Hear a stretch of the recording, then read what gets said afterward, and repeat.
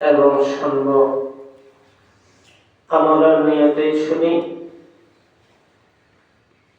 তার আগে একটু কথা বলি।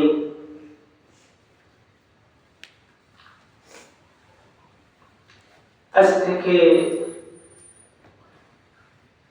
40 বছর আগে মানুষ শিক্ষিত বেশি ছিল না কম ছিল? কম ছিল। তাহলে আগে চোর বেশি ছিল না কম ছিল?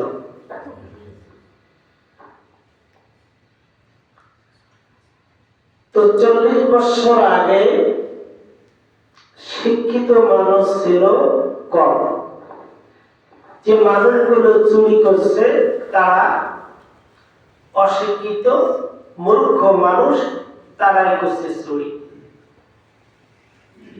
আচ্ছা, এরা বলেন তো দেখি, এখন সময়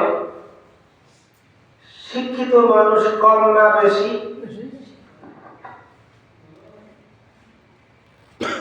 ওই সময় মানুষ ছিল শিক্ষিত কম, এখন হলো শিক্ষিত মানুষ বেশি। আচ্ছা, এখন বলেন তো,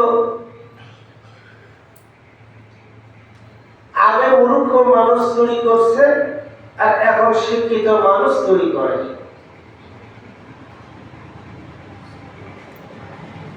তাহলে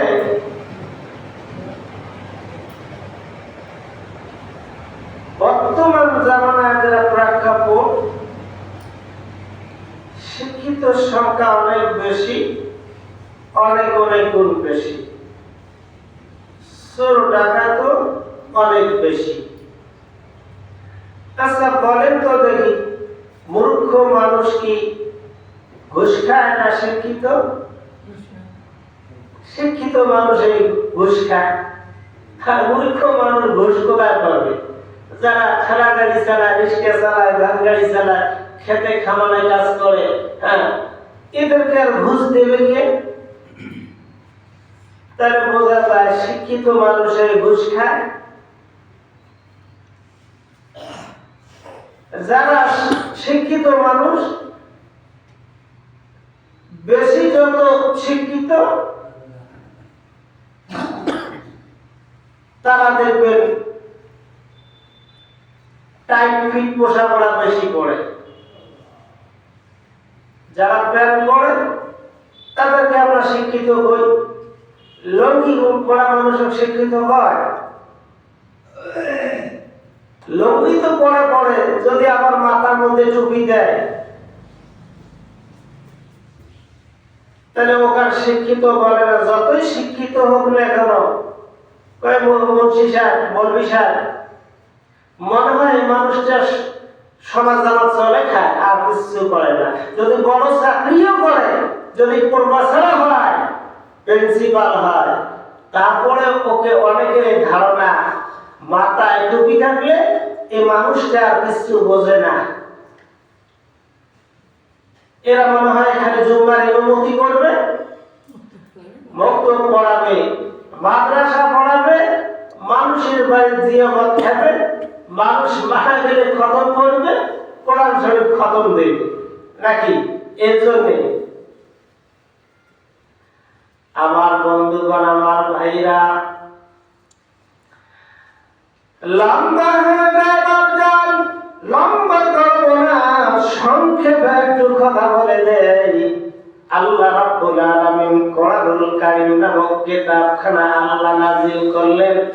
মানুষের বাড়িতে মানুষ মারা গেলে সেখানে গিয়া খতম করবে আর মুরগিরা দোয়া করে দেবে। এই কারণেই মহান আল্লাহ রাব্বুল আলামিন কোরআনুল কারীম নামক কিতাবখানা আল্লাহ নাযিল করেন না। মানুষ এটা মনে করে। তারপর মানুষগুলো দেখেন না, মানে ভদ্রলোক যা কই। আমি একদিন বললাম যে যত তারা দাঁড়ে পেশাব করতে পারে ও আমার বড় ভদ্রলোক কে প্রেম ও তো যদি ইচ্ছা করে আমি বসি পেশাব করবো ওই কেউ আর বাবা বাবার নাই যে জ্ঞান করছে তা এরা মনে করে কোরআন কোরআন শরীফ আল্লাহ নাজিল করছে মৌলবীরা বলবে আমার ওগুলো বড় বড় লাগবে না ওগুলো হ্যাঁ আমার বাপ মা মারা যাবে আমরা কি করব আমরা শুধু খালি মন্দির ঘর দেখাবো ও মায়ের দোয়া করবে করে দিয়ে চলে যাবে এই জন্য কোরআন শরীফ নাজিল হয়েছে আল্লাহ রাব্বুল আলামিন পবিত্র কোরআনুল কারীম নামক আল গ্রন্থখানা মহান আল্লাহ নাজিল করলেন এই কারণে নাজিল করেছে আমার বান্দা বান্দি পৃথিবীর জমিনের মধ্যে আমি আল্লাহ বান্দা বান্দিকে সৃষ্টি করলাম পৃথিবীর জমিনের মধ্যে ছেড়ে দিলাম মানুষ চলাফেরা করবে কি করে মানুষগুলো ও ভোলা বান্দাগুলো জাহান্নামী মানুষগুলো দলে দলে জাহান্নামের রাস্তার মধ্যে ছুটছে এই মানুষগুলোকে মহান আল্লাহ রাব্বুল আলামিন জান্নাতি বানানোর জন্য জান্নাতে পথে তুলে দেওয়ার জন্য মহান আল্লাহ রাব্বুল আলামিন কোরআনুল কারীম নামক কিতাবখানা আল্লাহ নাযিল করেছে জোরে কোন সুবহানাল্লাহ আল্লাহ ডাক দিয়ে বললেন বান্দা বান্দি আমার আমি আল্লাহ কোরআনুল কারীম নাযিল করলাম বিশ্ব নবীদের উপরে নাযিল করে দিয়েছে কোরআনুল কারীম খানা যখন যা প্রয়োজন তখন তা মহান আল্লাহ বিশ্ব নবীর উপরে কোরআনুল কারীম খানা নাযিল করে মানুষকে অবগত করায় মানুষকে জানায় দেয় মানুষের কল্যাণের জন্য মানুষের মঙ্গলের জন্য মানুষের সুবাদে মহান আল্লাহ রাব্বুল আলামিন কোরআনুল কারীম নামক কিতাবখানা আল্লাহ নাযিল করেছে।